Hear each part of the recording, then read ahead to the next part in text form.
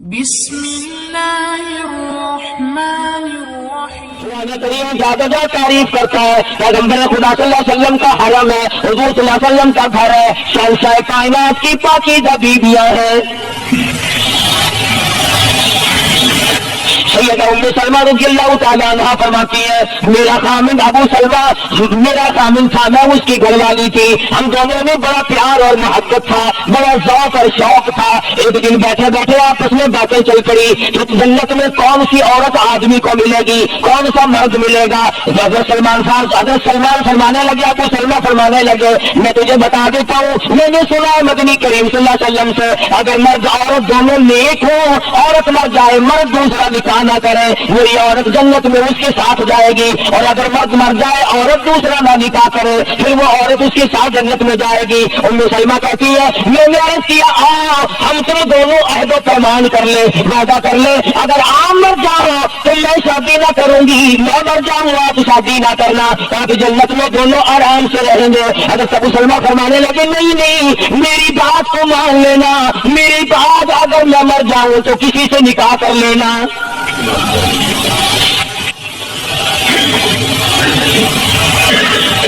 ام سلمہ رضی اللہ تعالیٰ عنہ فرماتی ہے اسلام لانے کے بعد ہمیں بڑی بڑی تکلیفوں سے دوچار ہونا پڑا، حبشے کی ہجرت کی، مدینہ پاک کی ہجرت کی، میرا خامند بھی مسلمان تھا، میں بھی مسلمان تھی، نوبایا اس زمانے میں مسلمان تھے جب مسلمان بننا اپنے آپ کو انگاروں میں ڈالنا تھا، چھروں اور تلواروں کے سامنے لا کے کھڑا کر دینا تھا، مصیبتوں کے پہاڑ ٹوٹ جایا کرتے تھے۔ قربان جاؤ ام سلمہ عورت ذات ہو گئے، تم نے کتنی نبھائی، تم نے کس احسن طریقے سے اپنے آپ کو سنبھالا۔ مدینہ پاک کی ہجرت کے لیے ام سلمہ اونٹ پہ بیٹھ گئی، گود میں سلمہ بچہ ہے، ابو سلمہ نکیل پکڑ کے آگے آگے چلنے لگے۔ ام سلمہ کے گھر والوں نے کہا تم خود مدینے جا سکتے ہو، ہم اپنی لڑکی کو نہیں جانے دیں گے۔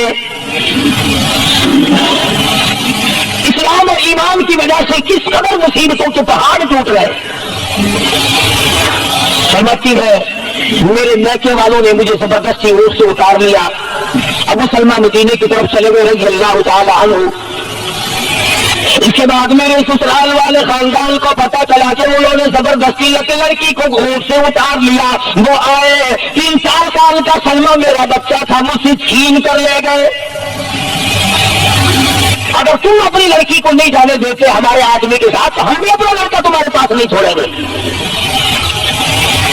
ام سلمہ نے جرم کوئی نہیں کیا، غلطی کوئی نہیں کی، گناہ کوئی نہیں کیا، قصور کوئی نہیں، خطا کوئی نہیں، سب سے بڑا جرم اگر کیا تو وہ یہ ہے لا الہ الا اللہ محمد رسول اللہ صلی اللہ علیہ وسلم۔ کیوں کہتی ہے خدا ایک ہے؟ آج بھی کہہ کے دیکھو نا او میاں قرآن اچھا پڑھتا ہے، بیان اچھا کرتا ہے، پر ہے تو وہاں بھی نا۔ آج کون سی بخشش ہو رہی ہے؟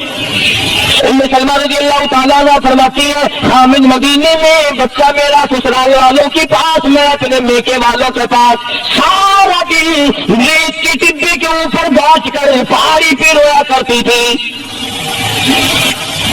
1 سال مکمل روئی ام سلمہ،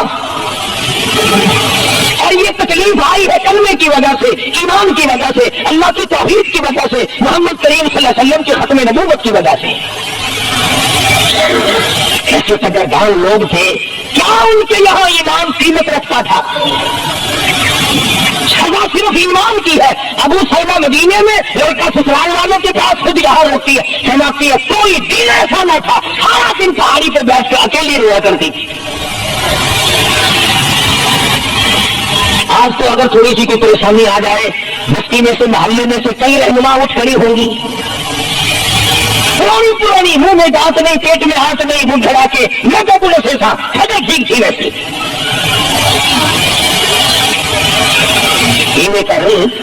ایک ککڑ ہے چلانی جا کے پیر بیٹھا ہے، تو ککڑ جاتا ہوں تو مچھر مار اور تیری بیماری کا علاج کرے گا۔ اندازہ لگا شرک کا راستہ کس طریقے سے بتایا جا رہا ہے۔ سلمہ رضی اللہ تعالیٰ عنہ سارا ساتھ رو رہی ہے، خامن کا پتہ نہیں، لڑکی کا پتہ نہیں، کلمے کی وجہ سے مصیبت میں آئی ہوئی ہے، ایک دن بھی غیر کے دروازے پہ نہ گئی، ایک دن بھی شرکیہ کلمہ زبان سے نہ نکلا، ایک دن بھی یہ بات نہ کہی ہائے میری جان کو کیا بن گئی۔ اللہ کریم کا دروازہ کھٹکھٹاتی ہے، الہی میرا بچہ مجھے ملا، میرا خامن مجھے ملا۔ پھر ایک دن طرف آیا بھائی کو، وہ سارے قبیلے کو کہنے لگا ظالموں تم نے اس مسکینہ کو کیوں مار رکھا ہے؟ اسے چھٹی دو بیچاری اپنے خامن کے پاس جائے، بچے کو لے کیوں مار رہے اسے؟ عورت ذات ہو کر اتنی بڑی مصیبت کا کھیل لینا کہ مذاق نہیں۔ ایک ہمارے زمانے کی مستورات اور خواتین ہیں، کبھی جلوس نکالتی ہیں، کبھی کچھ کرتی ہیں، کبھی کچھ کرتی ہیں، لوگ اب کہہ رہے ہیں کہ جائز نہیں، ہم نے تو کہا تھا، ہمیں تو پتہ نہیں جائز ہے کہ ناجائز ہے، تم نے ان کو آزادی دی ہے، تم نے ان کو استعمال کیا، تم نے ان کو بتایا کہ آؤ بی اے ایم میں پڑھو، یوں کرو، پھر تمہیں افسوس سے شادی ہو جائے گی، بڑے بڑے جنرل تمہیں ٹکرا جائیں گے اور بڑے بڑے گاؤں میں تمہاری شادیاں ہو جائیں گی، ورنہ کوئی وجہ نہیں کہ مسلمان عورت اپنی توہین کرائے یا وہ کسی قسم کے معاملات میں دخل اندازی کرے، یہ بھی تو آخر عورت ہے۔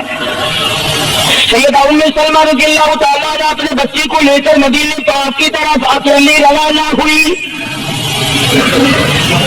ابھی کچھ سفر طے کیا تھا، ایک صحابی میرا غلام ملا کالی کملی والے صلی اللہ علیہ وسلم کا، پوچھا ہے تو کون ہے؟ عورت نے جواب دیا میں ام سلمہ ہوں، خامن مدینے میں ہے، مدینے میں جا رہی ہوں۔ کوئی ساتھ کوئی ہے؟ کہنے لگے اللہ کی ذات ہے بس۔ کیسا ایمان ہوگا؟ کہتے ہیں میرے ساتھ اللہ ہے، مائی ربی میرے ساتھ میرا رب ہے۔ صحابی نے مہار پکڑ لی، نکیل پکڑ لی، آگے آگے چلا، جہاں ٹھہرانا ہوتا اونٹ کو بٹھا کر اللہ والا درخت کی آڑ میں چلا جاتا، یہ نیچے اترتی، نماز ادا کرتی، ضروریات سے فارغ ہوتی، پھر سوار ہو جاتی، پھر وہ اونٹ کو اٹھا کر لے کے چلتا۔ سیدہ ام سلمہ فرماتی ہے رب ذوالجلال کی قسم میں نے اس جوان جیسا کوئی شریف نہیں دیکھا۔ آج تو لال دوپٹہ دیکھ کر کے اچھے بڈھے منہ کے آدمی کے منہ میں پانی آ جاتا ہے، ذرا سا رنگین کپڑا دیکھا نہیں اور جناب کو گھوڑے کی طرح ہی ہوئی نہیں، اچھے والوں کو ڈوبتی دیکھا ہے۔ سیدہ ام سلمہ رضی اللہ تعالیٰ عنہ مدینے پاک میں مسجد قباء کے قریب پہنچی، اللہ والے نے بتا دیا تیرا خامن ابھی قباء میں ٹھہرا ہوا ہے، یہاں تیرا خامن ہے، چھوڑ کر پھر مکے واپس گیا۔ یعنی حضور اکرم صلی اللہ علیہ وسلم نے مکہ مکرمہ میں کچھ حالات کا اندازہ لگانے کے لیے بھیجا تھا، تو یہ کتنا سفر کیا ہے عورت کی وجہ سے کہ اکیلی ہے، کہیں پریشان نہ ہو، میں اسے پہنچا کر پھر واپس آؤں گا، پیدل کا سفر ہے۔ آج تو ایسا گیا گزرا وقت ہے، اگر رستہ بتانا پڑے تو 2 قدم اٹھ کر آدمی نہیں بتاتا، زبان نہیں ہلاتا، سر ہلاتا گھڑی پکے کا، چٹان کی زبان نہیں ہلاتے لوگ، ادھر کا رستہ ہے، ادھر کو جاؤ، ادھر سے یوں جاؤ۔ غیرت کے ساتھ یہ ساری چیزیں آتی ہیں، جب غیرت اٹھ جاتی ہے نا، پہلے مردوں کے اندر سے غیرت نکلتی ہے، عورتوں کے اندر سے بعد میں نکلتی ہے۔ اتنے مردوں کو یہ کہتے ہوئے سنا کہ صاحب ہمیں تو سودا خریدنے کی تمیز ہی نہیں، گھر والے بڑا طریقے سے سودا خرید کے لاتی ہے، تو میں تو ایسے لوگوں کو کہہ دیا کرتا ہوں، میں نے کہا عورت کی دکان کھول کر دے دوں صاحبہ کو وہیں بٹھا دے، اچھا کچھ دھندا کریں گے۔ اللہ پاک جل شانہ نے فرمایا یا ایھا الذین آمنوا لا تدخلوا بیوتا غیر بیوتکم حتی تستأنسوا وتسلموا علی اہلہا ذالکم خیر لکم لعلکم تذکرون۔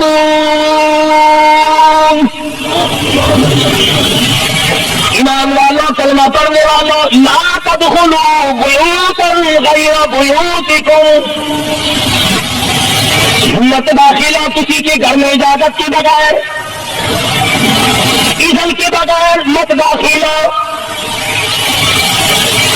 حتی تسلموا علی اہلہا، سلام کرو گھر والوں کو، جواب ملے، اجازت ملے پھر اندر داخل ہو. وَإِن قِيلَ لَكُمُ ارْجِعُوا فَارْجِعُوا وَأَزْكَىٰ لَكُمْ. اگر گھر والے یہ کہے کوئی نہیں واپس ہو جاؤ تو واپس ہو جاؤ، ناراض مت ہو.